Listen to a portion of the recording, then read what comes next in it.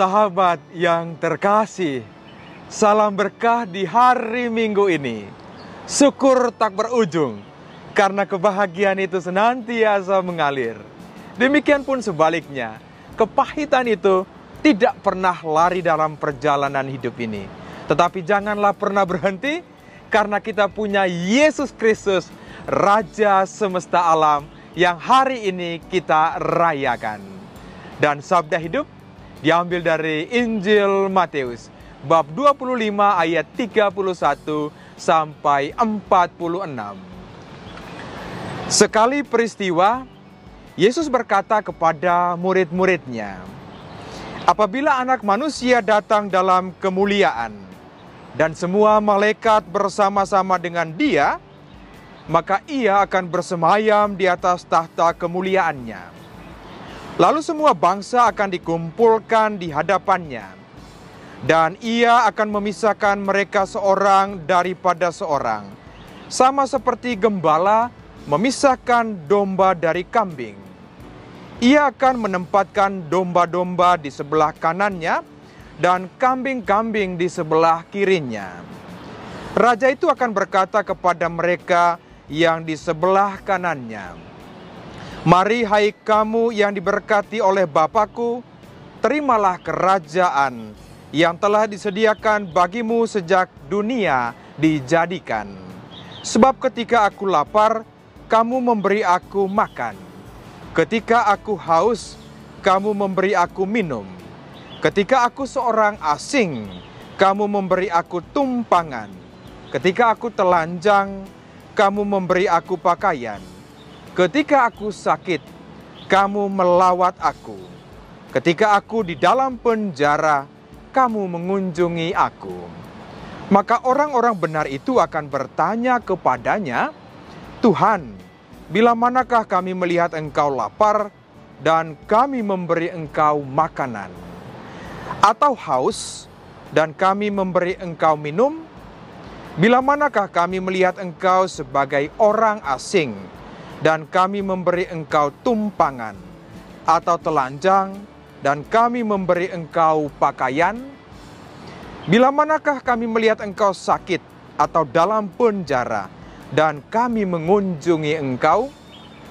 Dan raja itu akan menjawab mereka, 'Aku berkata kepadamu, sesungguhnya segala sesuatu yang kamu lakukan untuk salah seorang dari saudaraku yang paling hina ini, kamu telah melakukannya untuk aku.'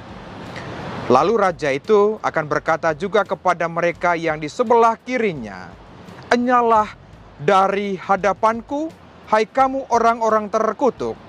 Enyalah ke dalam api yang kekal, yang telah sedia untuk iblis dan malaikat-malaikatnya.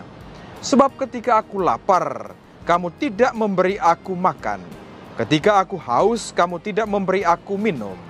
Ketika aku seorang asing, kamu tidak memberi aku tumpangan. Ketika aku telanjang, kamu tidak memberi aku pakaian.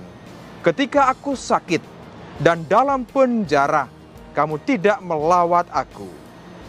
Lalu mereka pun akan bertanya kepadanya, 'Tuhan, bila manakah kami melihat Engkau lapar atau haus, atau sebagai orang asing, atau telanjang, atau sakit, atau dalam penjara, dan kami tidak melayani Engkau?'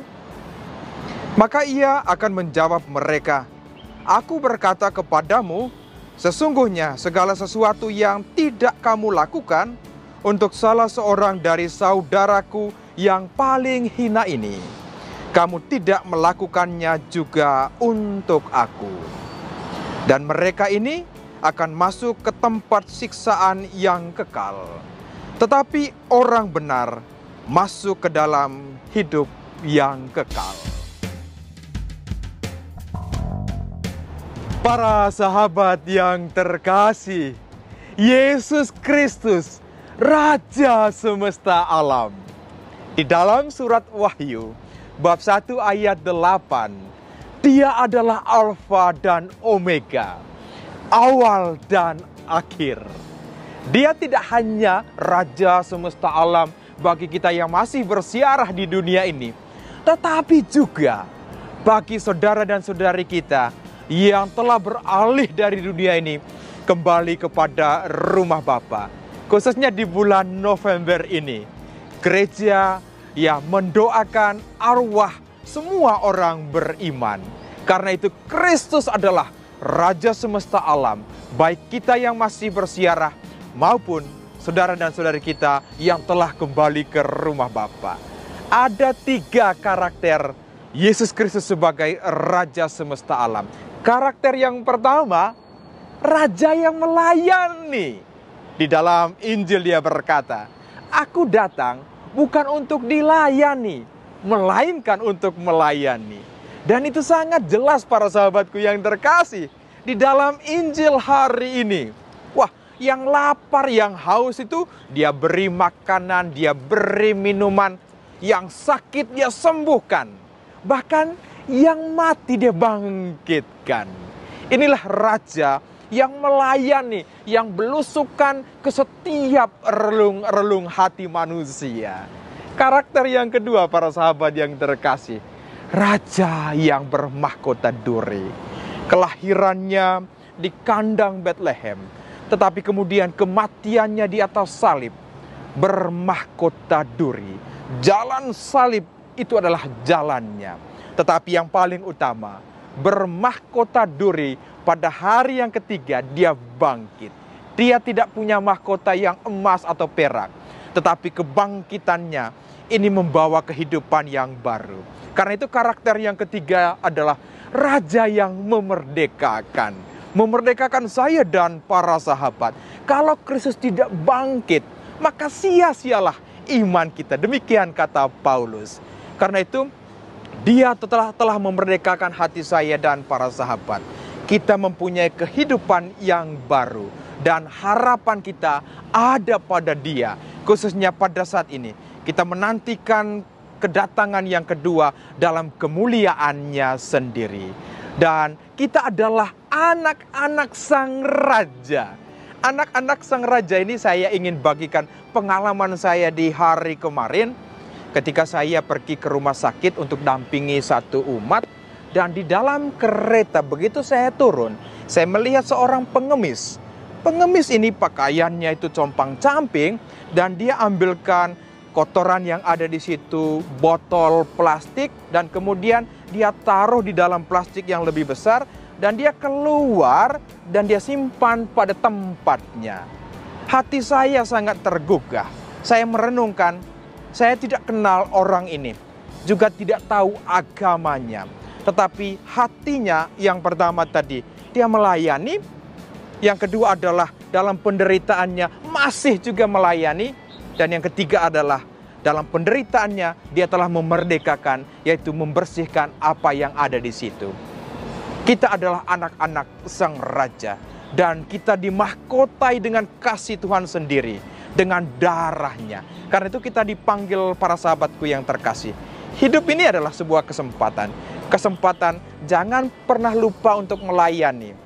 Jangan pernah lupa untuk lari dari penderitaan. Hadapi penderitaan sebagai jalan kepada kemuliaan. Dan kesempatan sekarang adalah kesempatan untuk memerdekakan diri sendiri. Dan juga saudara dan saudari kita yang ada di sekitar kita. Mari para sahabatku yang terkasih. Kristus adalah Raja semesta alam. Kita melangkah untuk menimba sesuatu daripadanya. Meneguhkan perjalanan hidup ini. Perjalanan yang senantiasa bersyukur. Dengan begitu banyak ya kepahitan yang ada.